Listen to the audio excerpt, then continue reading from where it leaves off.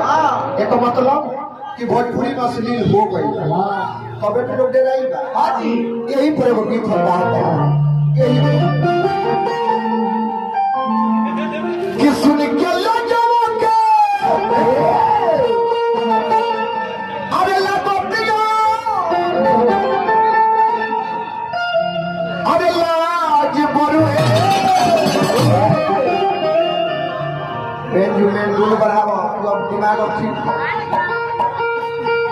बहुत ये सुन के लजवा के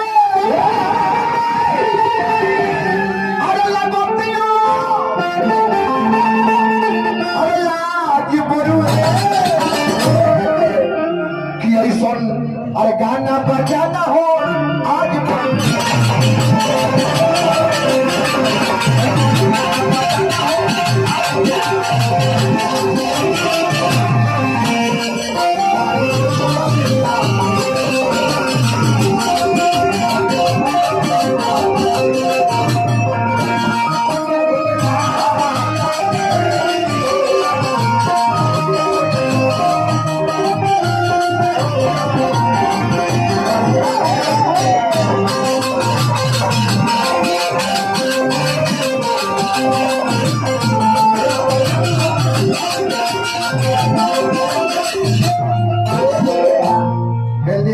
हमके रमेश भैया